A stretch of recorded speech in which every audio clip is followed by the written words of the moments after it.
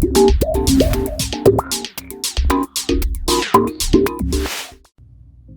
is up, guys? Sam here. I'm going to be covering my Lightsworn deck for the April 2020 ban list. I feel like Lightsworns are just a lot of fun. You know, you kind of go into this deck knowing that you got to be a little bit lucky to do really well with it. But when it gets rolling, it really gets rolling. And I feel like we have some great tools going on right now to help this deck kind of extend its plays and be more of a combo deck and establish some pretty big boards. So let's get into it. For the monsters, we're playing one Judgment Dragon. It's just our best boss monster. We really like it, you know. The nostalgia's there, the ability to wipe the board repeatedly, you know, even if they negate it once, we can just keep doing it and paying 1,000 over and over. And it's a level 8, which is good for our extra deck. We're able to go into some level 8 plays after blowing up the board. So yeah, it's just a lot of fun. Next, we're playing 2 Chaos Dragon Legionnaire. This is the actual best boss monster in the deck. This card's really insane. It's able to extend our plays by banishing lights, blow up cards by banishing lights and darks. It's a level 8 for overlay plays, level 8 plays. It's a dark, so we can banish it for our next boss monster after this guy. It's just all around a really good card. Next, we're playing 1 Chaos Emperor Dragon. This may not be the ideal choice, but it's off the ban list. We're able to kind of mess around with this type of card. It is really good if you can stick it on the board for a turn and come back to your turn, where you might be able to burn for game after, you know, attacking and doing some random stuff. It's a level 8 and it's easy to be summoned. It's just really a cool card. This could be a BLS, but you know, you kind of do what you want to do. This is just a free level 8 for this deck most of the time. Next, we're playing a full 3 Raiden. Raiden is the best normal summonable Lightsworn in this deck.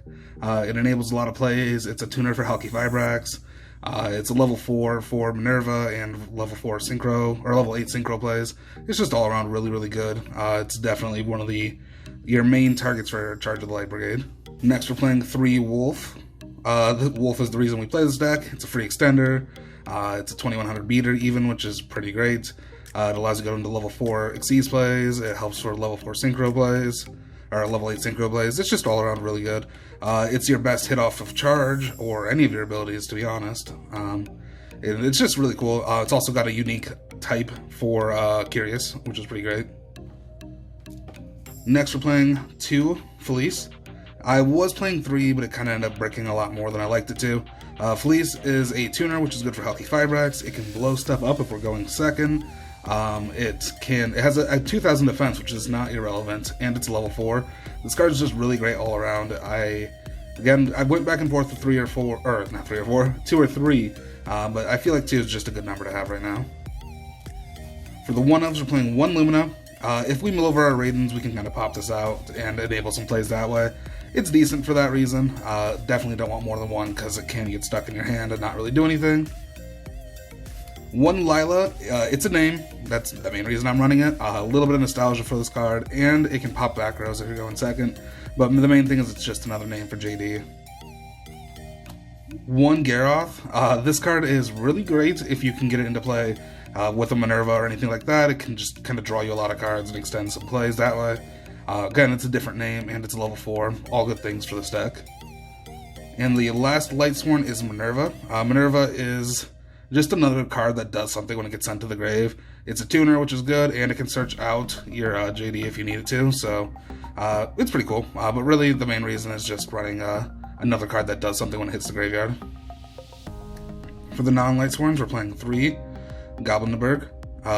It gives us another summon. It's an Earth for Nat Beast, and it's level 4 for Minerva plays. Just really good for all those reasons.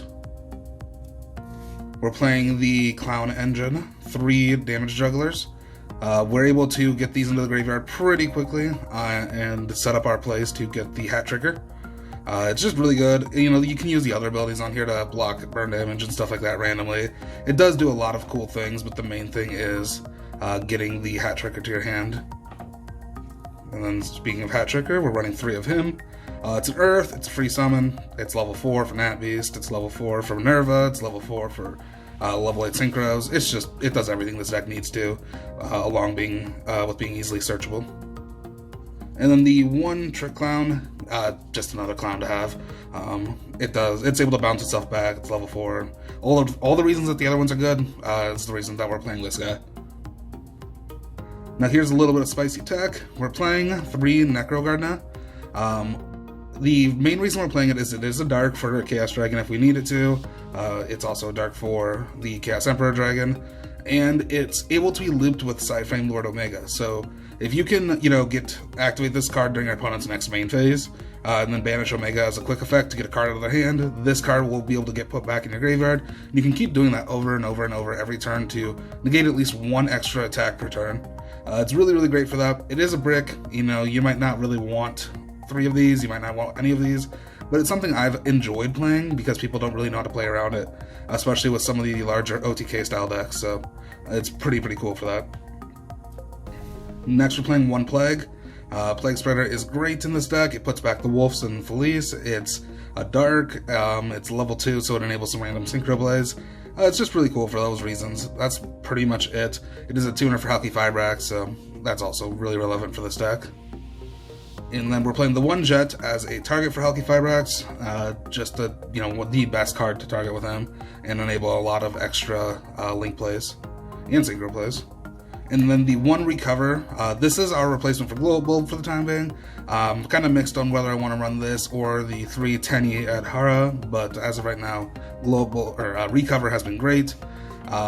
It's pretty cool. I thought about running E-Telly as another way to search this out, and then throwing some Ghost Ogres in as well for more targets, but for now, this list has been working pretty great online, and I really, really enjoy it.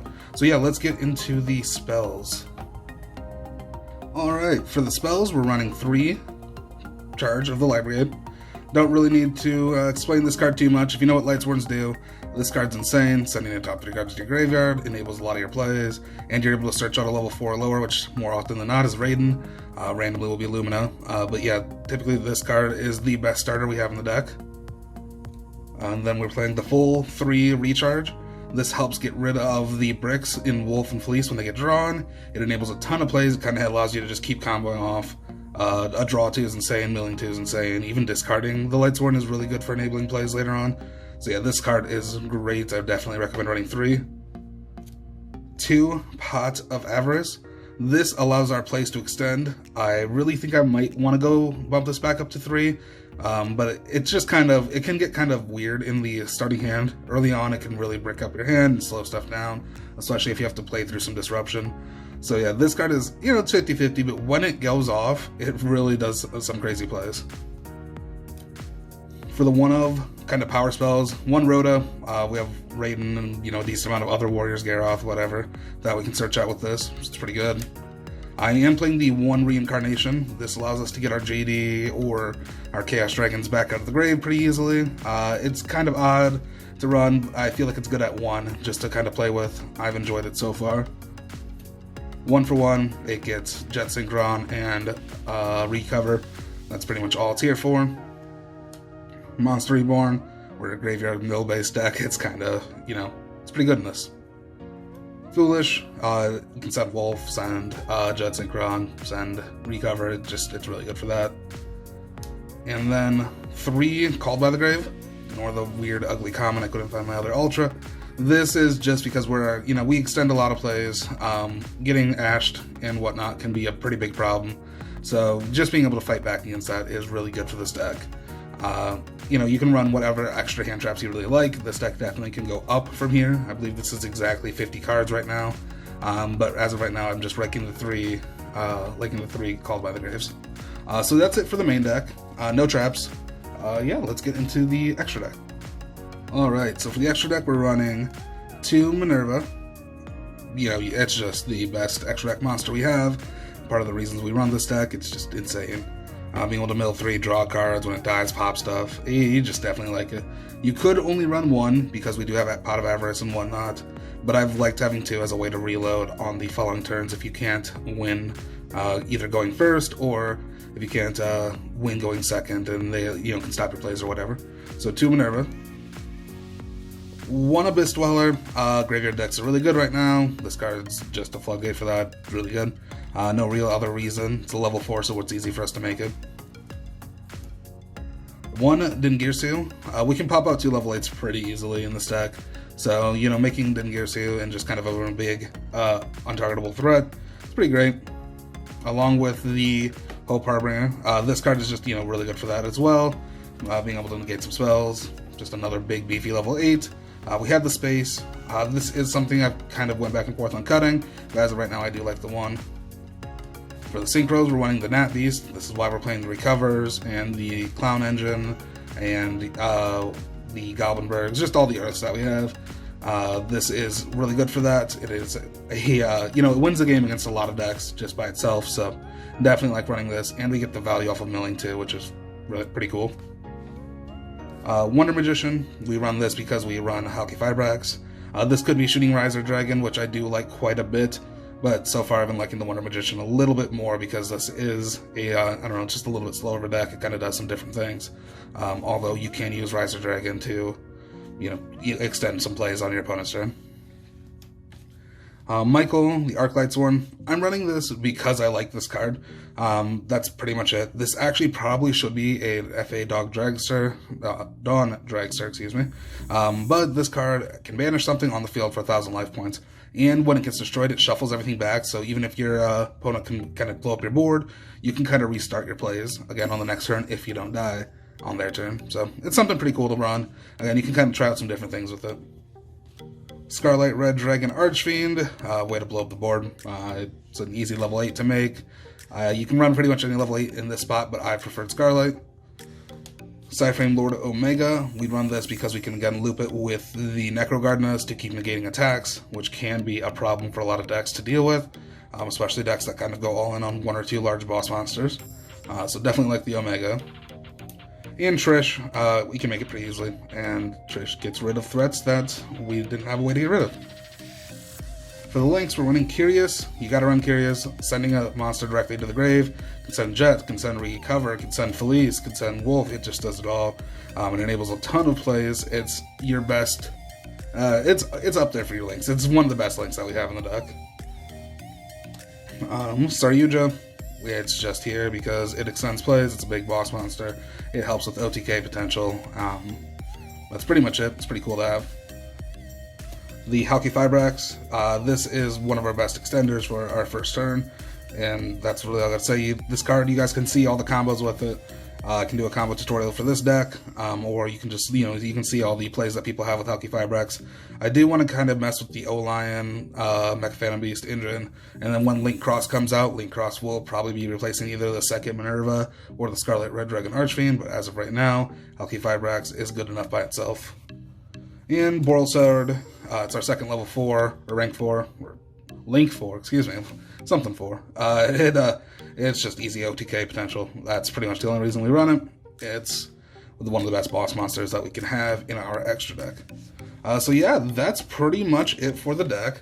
I think this deck, again, is a lot of fun for this format. We can do quite a few random things with it. It does a lot of, cool plays that we haven't seen in a while. So yeah, tell me what you think about it, and give me any tips or tricks that you might think would be good for improving this deck. I will be doing a Chaos deck that's more focused, or less focused on the Lightsworns, but a little bit more streamlined in terms of probably competitive viability here in the future, so keep an eye out for that.